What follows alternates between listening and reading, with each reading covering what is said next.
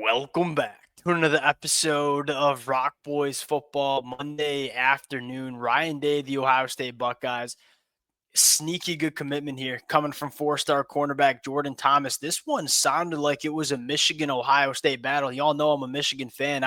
Following Jordan Thomas for the last couple of months. This kid, this is a good one. And a big win for Ohio State on the recruiting trail. You look at Jordan Thomas, a guy that's kind of flying under the radar because he doesn't have that crazy track and field profile. And we kind of know when you're talking about these kids coming out of high school, the kids that you see highest on the board normally have some sort of track and field metric that you can point to. You look at Jordan Thomas, look, you might have some question marks about the long speed. Those question marks, at least to me, quickly get mitigated when you turn on the film. And one, this kid's extremely long. I believe he's pushing a 78-inch wingspan, all of 185 pounds, knows how to use his length, really technically sound, has really good ball skills. There's a lot to like about this kid's game, and I think he's versatile. I think he can hold up on the boundary, could probably be a damn good nickel, probably could be play safety for Ohio State as well. Blue chipper, a guy that might not necessarily be a top 10 pick in the NFL draft, but probably a guy that's going to play a lot of good football for Ohio State over the next 3 to 4 years and probably find his way into the NFL at least some point down the road. And you look at Ohio State and what made them, in my opinion at least, so good in 2024 was you had some upside.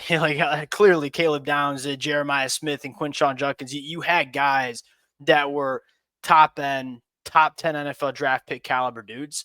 I think what made Ohio State so special in 2024 was how complete that football team was. Like whether it was a top 10 pick, whether it was a day 3 pick, they had NFL talent all over that football field. Pretty much no holes. I think that's what really made Ohio State that national championship caliber team. And I look at Jordan Thomas and say, this kid's going to be a very solid football player wherever he settles in for Ohio State in the back end. Want to get a little bit more into Jordan Thomas. Want to talk a little bit about where Ohio State is going on the recruiting trail. Before we get into it, as always, the Ohio State fans, it's going to be a busy summer breaking down commitments. You look at the amount of talent that is making their way to Columbus over the next couple of weeks and months. We're going to be busy. Appreciate you guys rocking with it. If y'all do enjoy the content, consider subscribing to the channel. Without further ado, let's get into it now. I want to note two things off the bat generally about Ohio State in 2026 before we get nitty gritty with Jordan Thomas. Number one, doing a really nice job in 2026, like quietly, top 3 class in the country with what I would say is not the most loaded in-state year. And look, we've seen Ohio put out a lot of really good football players, mostly going to Ohio State. This 2026 class for Ohio is probably not the most talented crop that we've seen. And Ohio State's done a really nice job going to other states, California, Florida, and grabbing some of the better players that we see across the country. You look at their commitments so far in 2026, 6 out of the 7 top commitments in this class are out-of-state kids. So even though the state of Ohio probably not the most talent-rich class in 2026, Ohio State doing a very nice job going out of state and grabbing some of the best talent across the country. New Jersey, specifically Bergen Catholic, you are seeing Ohio State do a nice job, and that's a program that you want to start getting some inroads with. They consistently put out a lot of good football players, obviously most notably Quincy Porter, who sounds like he's going to be a dude for Ohio State at some point, came from this program last year in 2025. Now, getting into more Jordan Thomas, the thing I love most about him is there's not a ton of projection that you have to make in his football game. He's one of the more polished cornerbacks that you see, which is not normally the conversation that you have with these top cornerbacks at the high school ranks. A lot of these guys are super fast, super long, have a lot of athletic profile upside, but might not necessarily be the best football players right now. I look at Jordan Thomas, and this is not me getting up here and saying he doesn't have athletic profile upside, because he certainly does. You don't become a 4-star prospect unless you aren't pretty dang gifted physically. But he's a guy that you just turn on the film and say he's really, really solid. And the thing that stands out to me the most the ball skills, never panics when that football is in the air.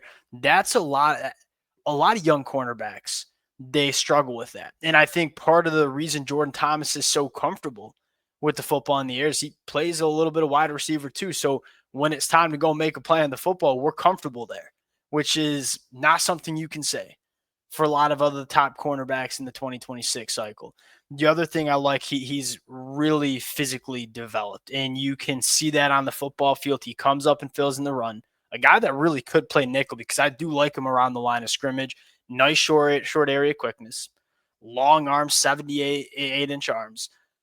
That's something that's important because, again, if you say you lack that high-end straight line speed, well, there's ways you can navigate that. You're almost 200 pounds with 78-inch wingspan, not arms, 78-inch wing. You can use your length, you can use your physicality to disrupt a lot of wide receivers at the line of scrimmage, which Jordan Thomas does a very nice job of doing. You look at the 2026 cycle here, there's a lot to like, right? You got 13 commitments in the fold, building sneaky here. We always talk about Ohio State and what they do at the wide receiver position, not only in terms of player development, but what they do on the recruiting trail. It's a storyline that kind of feeds itself. They do a phenomenal job developing wide receivers, but they also do a phenomenal job recruiting that talent out of high school. A sneaky storyline here is what Tim Walton and company are doing in the back end of this defense. You look at Ohio State and what they've been able to do recruiting the secondary. You already have Blaine Bradford going down into the state of Louisiana, right to the backyard of LSU and landing Blaine Bradford.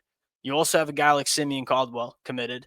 And now you get a guy like Jordan Thomas, who might have been Ohio State's top cornerback on their board.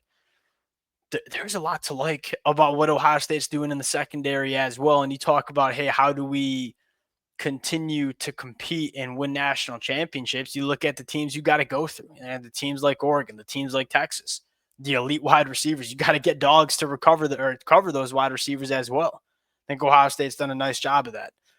A lot of work left to be done in the 2026 cycle, but a big win for Ohio State coming Monday afternoon.